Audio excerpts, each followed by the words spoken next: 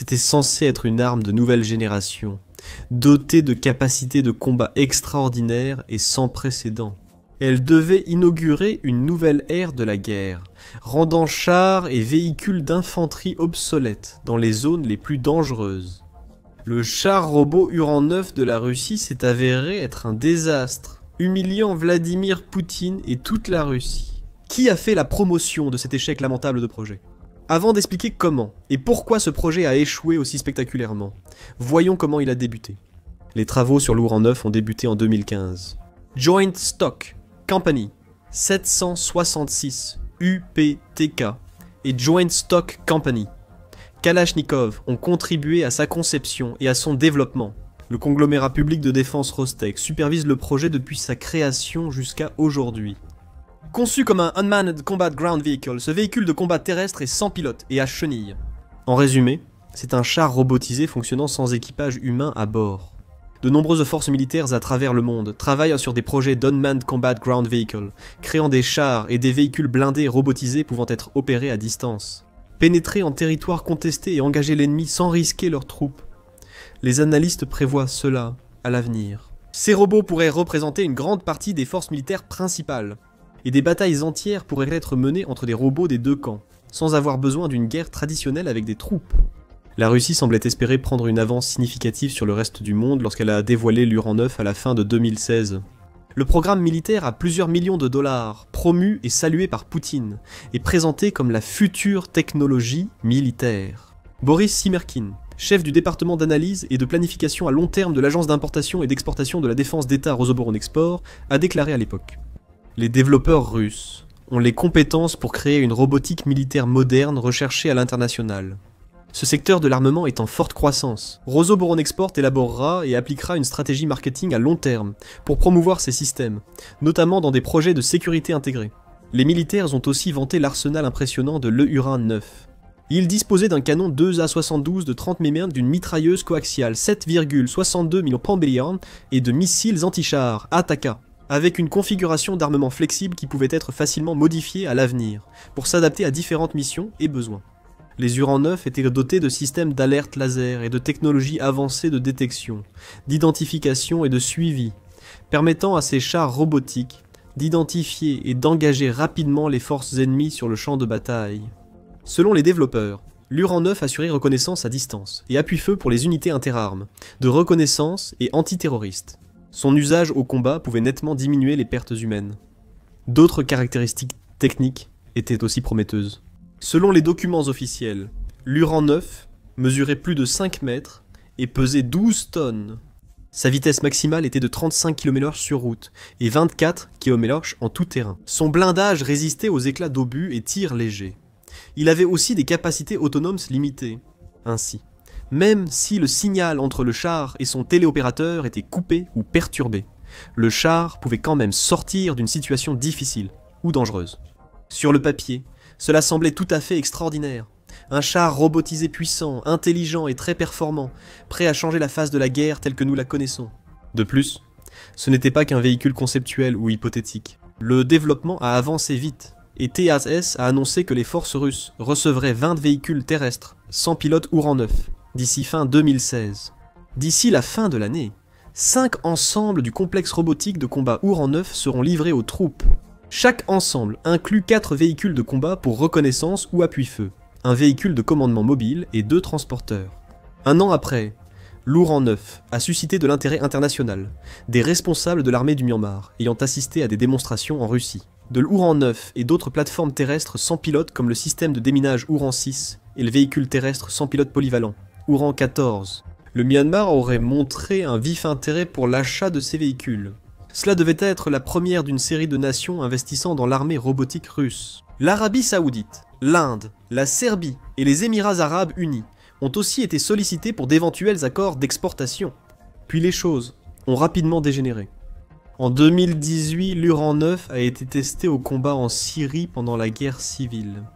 Compte tenu de tout le battage médiatique et de la promotion dont le véhicule avait bénéficié jusque-là, les analystes s'attendaient à entendre des rapports élogieux sur les succès de la Uran-9 sur le champ de bataille.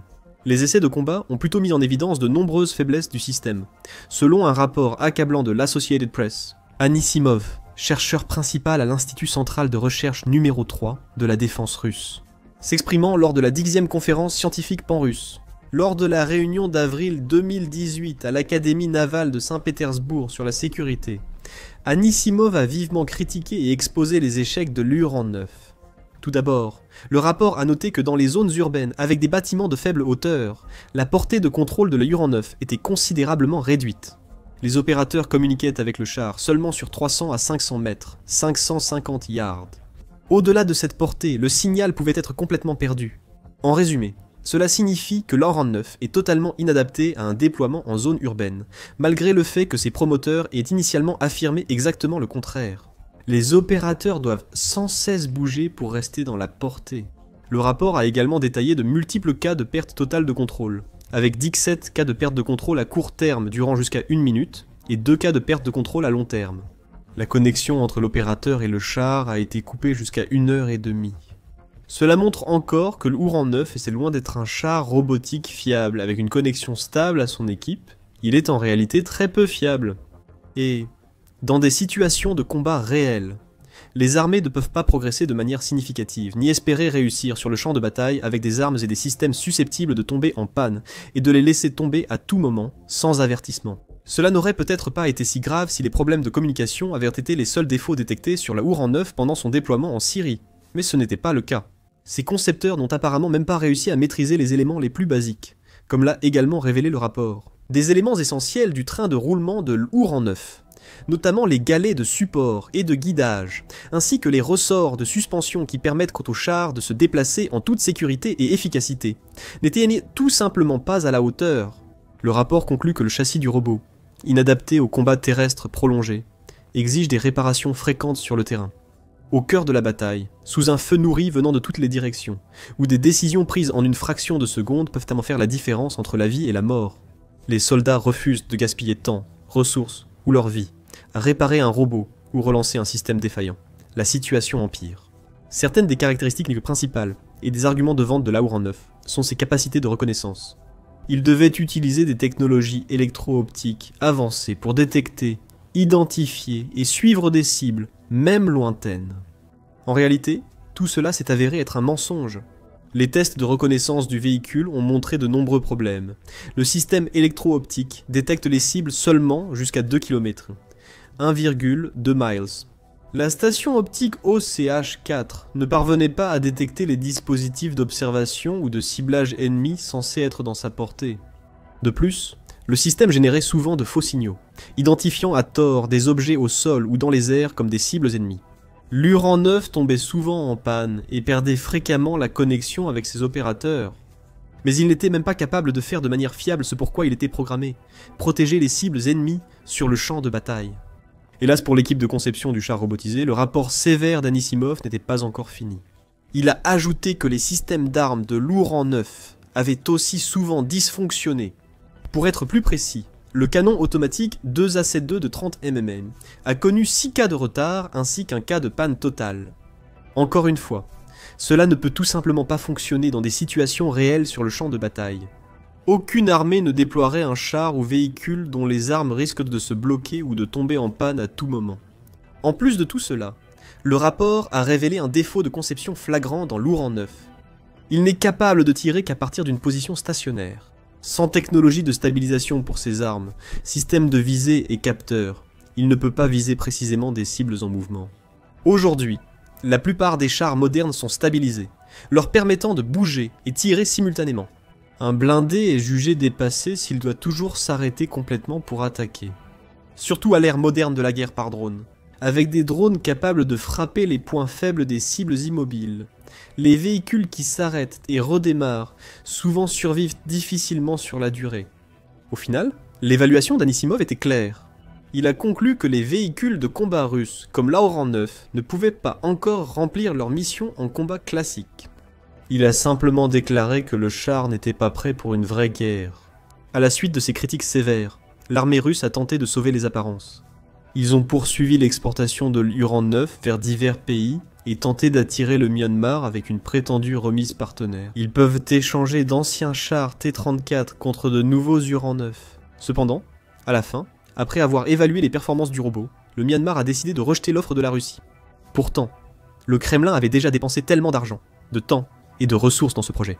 Il n'était pas prêt à simplement jeter l'éponge et admettre qu'il avait commis une énorme erreur. Il ne semblait pas non plus prêt à dépenser plus d'argent et à consacrer des années supplémentaires de développement pour perfectionner le produit et corriger ses nombreux défauts. En 2019, le ministère russe de la Défense a étrangement décidé d'adopter officiellement l'Uran 9. Dans une interview à TAS, le président directeur général de Kalachnikov, Vladimir Dmitriev, a dit « Nous finissons la production du premier lot. L'Uran dispose d'un bon potentiel scientifique et technologique pour développer de futurs produits. » Dmitriev a déclaré que les essais en Syrie ont aidé à identifier des améliorations à apporter aux chars robotisés avant la production en série. Des sources de l'industrie de la défense ont indiqué que les ingénieurs cherchaient à améliorer la portée, le temps de réponse et la transmission de données de l'unité. Il semble toutefois que des responsables russes aient encore utilisé des mensonges pour cacher leurs échecs. Un autre rapport détaillé sur les capacités de l'Uran 9 a vite suivi. Cette évaluation venait cette fois de BAE Systems, la principale entreprise de défense britannique, extérieure à la Russie. L'entreprise étudiait les véhicules terrestres sans pilote et systèmes autonomes pour évaluer leur capacité et leur efficacité en combat conventionnel. Une section portait uniquement sur l'Uran 9. Malheureusement pour la Russie, ce rapport a mis en évidence exactement les mêmes lacunes qu'Anisimov avait déjà détaillées auparavant, en arrivant également aux mêmes conclusions finales. BAE System a déclaré sans équivoque que l'Uran 9 n'était pas capable d'accomplir les tâches assignées dans les types classiques de situations de combat. Elle a noté plusieurs défauts dans la conception et le déploiement du véhicule, dont l'incapacité de ses capteurs optiques à identifier des cibles ennemies au-delà de 125 miles. Elle a ajouté que les capteurs et les systèmes d'armes étaient, en un mot, inutiles lorsque le véhicule était en mouvement, en raison d'un manque de stabilisation dans la conception. Le rapport a aussi relevé de grands retards entre l'émission et l'exécution des ordres de tir. Il a qualifié l'Uran 9 de peu fiable, vulnérable à la guerre électronique et aux pertes de communication ou de contrôle. En résumé, les auteurs du rapport ont déclaré qu'il faudrait encore 10 à 15 ans avant que des véhicules terrestres sans pilote comme celui-ci soient prêts à accomplir les tâches complexes pour lesquelles ils ont été conçus. Ainsi, dans les évaluations externes comme internes, le Uran 9 s'est révélé non seulement insuffisant, mais aussi totalement peu fiable et inefficace à presque tous les égards, que l'on considère les systèmes de communication et de contrôle, les capteurs nécessaires pour repérer les cibles, les systèmes d'armes, ou même les rouleaux et les systèmes de suspension, qui permettent aux chars de se déplacer d'un endroit à l'autre. Chaque aspect fondamental de sa conception peut être qualifié soit de défectueux, soit d'échec total. Le Kremlin n'a toujours pas reconnu que le programme doit même être amélioré ou qu'il y a eu des erreurs. Comme toujours, il refuse obstinément de l'accepter. Il a gaspillé des milliards de roubles sur ce projet ces 10 dernières années, préférant propager des mensonges et manipuler la vérité à son avantage. Mais cela ne peut pas cacher le fait que, malgré les tentatives de commercialisation de l'Uran 9 auprès de plusieurs pays du Moyen-Orient et d'Asie, il n'y a toujours aucun investisseur officiel confirmé pour ces véhicules, nulle part dans le monde. Le Kremlin ne peut pas non plus cacher la triste réalité que depuis le début de son invasion à grande échelle de l'Ukraine en 2022, il n'y a eu jusqu'à présent aucune utilisation confirmée de l'Uran 9 au combat. Si ce véhicule était aussi performant que le prétend le Kremlin, s'il était vraiment capable de tout ce que ses concepteurs affirment, alors il serait sûrement déjà déployé sur le terrain, en ce moment, avançant sur les lignes de front à Donetsk et Viansk, menant l'assaut vers des villes comme Pokrovsk, longtemps imprenables pour les forces russes. L'Uran 9 se distingue seulement par son absence. Tout comme de nombreux autres véhicules et innovations que l'armée russe a vantés au fil des années, il est introuvable lorsque le pays est plongé dans une véritable guerre. Nous voyons plutôt la Russie employer des tactiques désespérées, comme déployer de vieux chars rouillés, ou transformer d'anciennes plateformes de missiles soviétiques en transport de troupes, pour compenser ces lourdes pertes et maintenir une pression sur le front. En robotique, les unités russes n'ont pas pu compter sur des systèmes comme l'Uran 9 pour les soutenir ou les protéger. Ils ont dû se contenter de robots terrestres très basiques, souvent conçus par des amateurs ou ingénieurs bénévoles, adaptés à des rôles limités plutôt qu'à des capacités de combat avancées. Parmi les exemples, on trouve le véhicule terrestre sans pilote léger Courrier, qui a commencé comme un prototype développé dans un garage mais qui a depuis été adopté et amélioré par l'armée russe. Capable de transporter divers armements comme lance-grenades, lance-roquettes, anti-chars, missiles anti-chars et mitrailleuses lourdes, le Courrier est un ajout polyvalent à l'arsenal russe. Mais il reste loin de tenir les promesses révolutionnaires attendues. lors de l'entrée en service de l'Uran 9 il y a quelques années. Dans l'ensemble, le projet Uran 9 est un autre exemple coûteux et inutile de la Russie qui promet beaucoup mais tient peu. Au début, Vladimir Poutine a vanté la conception du véhicule, tandis que Sergei Shoigu exposait fièrement la technologie lors de démonstrations militaires. Il voyait sans doute la Russie dominer la guerre robotisée, avec des investisseurs militaires impatients de commander et des Uran 9 contrôlant les champs de bataille mondiaux. Au lieu de cela, ils ont eu droit à un échec total, un exemple d'échec, comme le résume si bien Defense Blog. La question est maintenant si la Russie tirera des leçons de ce désastre, pour qu'elle puisse tenter d'améliorer les principaux problèmes de conception de l'Uran 9, et peut-être créer un VGU intéressant. Cependant, ce n'est certainement pas la première fois que nous voyons la Russie faire la promotion de l'une de ses créations militaires, pour que le projet échoue lorsque la situation devient critique. Et il est probable que ce ne sera pas la dernière non plus, car le Kremlin répète si souvent les mêmes erreurs, encore et encore. Regardez cette vidéo pour voir comment les chars russes T-80IM que le Kremlin qualifiait autrefois de meilleurs au monde n'ont même pas survécu une journée en Ukraine. Découvrez cette analyse du croiseur russe à propulsion nucléaire Amiral Nakhimov, remis en service après près de 30 ans d'inactivité, malgré des problèmes de sécurité majeurs et un risque de catastrophe comparable à Tchernobyl. N'oubliez pas de vous abonner à notre chaîne également, afin de rester informé et à jour sur toutes les histoires les plus importantes de la guerre entre la Russie et l'Ukraine, y compris les affrontements sur le front, les perspectives de pourparlers de paix et les nouveaux déploiements d'armes. Et merci comme toujours de nous regarder.